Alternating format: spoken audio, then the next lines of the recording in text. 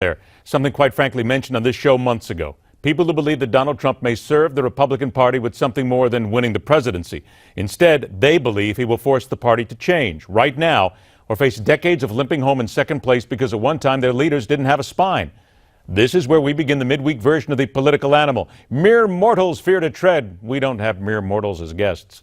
Don't forget your phone calls, 1-877-Newsmax, 1-877-Newsmax. Listen to the conversation. Please stay on point. First of the non-mere mortals, senior contributor at the Federalist, D.C. McAllister. Equally more than mortal, Democratic strategist and speechwriter at Catamount Strategies, Christian Hanley. Good to see you both. Thanks for joining us. D.C., I begin with you. Is this the beginning of the Donald Trump derailment?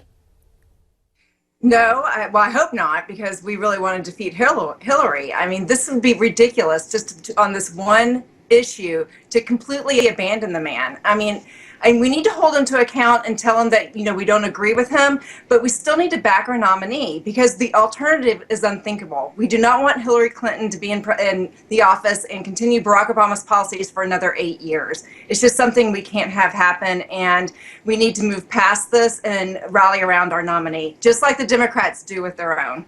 Christian, on the other side of things, is this the golden ticket for Democrats? It might be the golden ticket, but that's a different issue than whether or not this is the end of Trump. Unfortunately, like we've said many times on this show going back months now, the Never Trump movement is dead and gone. So, like it or not, he is the Republican candidate in the general election. I think this is unfortunately, on a cynical note, it's a positive moment for the Democratic candidate, but it's really a sad day for American politics. All right, here's something new that came out today, actually yesterday in the New York Times. Tom Friedman's op-ed in the Times talked about the need for a better GOP. It was very forceful, and as far as some of the quotes that came out of this, it was pretty right on, according to Friedman, of course, and many believe he's looking to go left. America needs a healthy two-party system, but this is an empty shell selling pieces of itself to the higher bidders, policy by policy, speaking exactly of the Donald Trump presidency, the possibility of that. Christian, I'm going to come to you first on this, though. Do the Democrats fear this in some way? And hear me out on this, because what's happening here is you've got an upheaval in the Republican Party. You've got some awareness from some people right now on some sides. This could be exactly what the Democrats don't need, because if you wake a sleeping giant, it could be dangerous. Because let's be real honest, Chris, your party isn't exactly all together right now. It's not all together, but that's a momentary issue. There's no sleeping giant on the horizon here. If you look to Friedman's piece, his suggestion is start something from scratch, using basically the same fundraising strategies as the Howard Dean, Barack Obama, and Bernie Sanders presidential campaigns. Presidential campaigns are huge, don't get me wrong, but they're nowhere near the scope and size of an entire national political party. So his critique may be on point, but it doesn't exactly propose any concrete solutions to the problem. All right, let's go to the phones. 1-877-Newsmax. This is, I think it's Catherine, I believe it's Catherine from El Monte, California. Catherine, welcome to the Hardline. I hope I got your first name right. You've got about 30 seconds. Please go ahead. Okay, I'm sorry. We're going to have to move on here. Christina from Bonners Ferry, Idaho. Christina, you believe the Republicans do need to unite around Donald Trump. The question is, can they? Oh, they should. As far as I'm concerned, this is just the corporate America pulling the strings of established candidates. The way the Democrats pulled around Hillary when she called blacks predators, and then we're just banning Trump. And by the way, there has been a link with the La Raza group. Dennis Lynch pointed it out that both groups are It has not been proven. On their website. Nope, sorry, it has not been proven. I'm going to have to stop you there because I believe you that you believe that, but if you look into a lot of the different investigations here, the La Raza group that the judge is part of does not have any direct ties, neither does the judge have direct ties to National La Raza.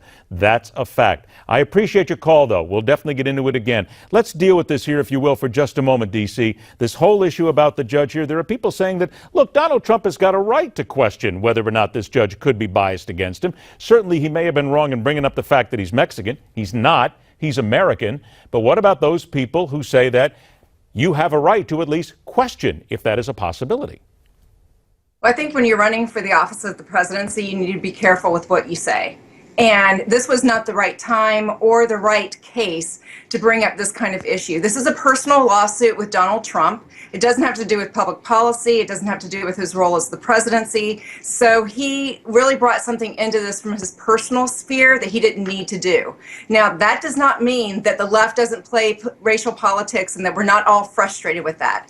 And it also doesn't mean that we need to completely derail our candidacy in this reaction. Like I said before, I mean, we need to move on. He is our nominee. We need to put it behind us and look forward to November and do what we can to win this election. We are too obsessed with these small things that are happening, and we're too much allowing the left to define the narrative. And we need to stand up and learn how to win. And that may take holding your nose and getting past some mistakes that a candidate makes, but we need to move on. All right. And that doesn't mean we agree with him, but it means we have a bigger picture in mind, and that's defeating Hillary in November. I've only got a few moments here, but I got to move on to the left at least here. Chris, to you. New York Times political reporter Amy Chozick, on her Twitter page, talked about the Bernie Sanders revolution. She pointed out that some of the Sanders supporters are a little bit overzealous, saying, I won't be answering calls from unknown numbers today after third call from Bernie supporters telling me they'd hunt me down in the streets. Come on, Chris, there are people now talking about the fact that a lot of Bernie Sanders people won't give up. He's not giving up, no matter what the DNC is telling him right now. Isn't this creating a real dangerous situation for Philadelphia? You know, Ed, I certainly hope not. I just saw that exchange on Twitter you just mentioned, and quite frankly, it's appalling and disgusting. Come on, that's got to scare you. To be very frank, as a member of the media, that's got to scare you. Well, right. I mean, there's no excuse for that, and I would be scared in her shoes as well. I mean, that's a disgusting thing to do to any reporter, any human being at all. Whether or not that equates to anything happening at Philadelphia is an entirely different issue, though. 3 calls is disturbing to an individual, but 3 people, even if it was 3 different individuals, that's not a crowd. That's not a mob at Philadelphia. But let's get to this right now, Chris. Don't you think it's time for the Bernie Sanders people to understand math is math? You're not going to win. You lost. It's time to walk away and get behind your candidate. Isn't that the best thing to do? Well, Ed, I was never a great student in math, and I'm certainly not going to argue against math right now. Okay, I didn't think you would. All right, let me turn left here to Hillary Clinton. DC, I'm going to come to you first about the 90 seconds that I have left right here. Hillary Clinton wins the Democratic, the presumptive nomination. Let's get it to that point, presumptive. She talks about history. History. We keep hearing that over and over again. DC, I'm going to let you from the right go up here first because I know you're going to have a good one for this. Is this the kind of history you want to talk about? This? We're not talking about a female candidate here. We're talking about all the things and the baggage she brings with her. Who can really be proud of this as history? The last thing Hillary Clinton needs to be talking about is history. She needs to just be focusing on the moment and moving forward because she doesn't have a good history. But she is rallying people to her side, and people are saying, you know, girl, I guess I'll go with you is the hashtag on Twitter. So they're going to rally around her, but she needs to move forward if she wants to make a difference in this election. And Chris, I got to ask you the same question here because honestly, and this has nothing to do with her being the first female. We're talking about history. I get it, all that right here. Let's not cast aspersions. But is this what the Democratic Party is going to be proud of when they look back and say, this is the first woman that we put up there as a presumptive nominee? Hey, come on, this doesn't seem like a lot to be proud of. Well, it is a lot to be proud of because, frankly, the Republican Party hasn't ever done what we've done just now. Don't you think that? Come on, Chris, don't you think that's a little weak? It's actually not weak.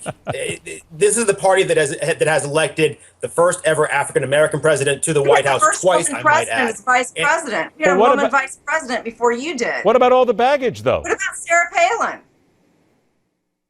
The baggage you're referring to, what you're doing is you're equating the historical moment that Hillary Clinton's referring to, and then putting in her personal history to supplant the actual American history she's talking about. She's not talking about her personal history. She's talking about the historical moment of being the first ever woman to achieve this goal. I will give you that. To ever be the nominee of a major American political party. I will give you that as American history, but still, I've talked to a lot of Democratic friends who are not too proud today, actually. But I do appreciate that. Christian Hanley, DC McAllister, thanks so much for joining us. Next segment, more of your phone calls on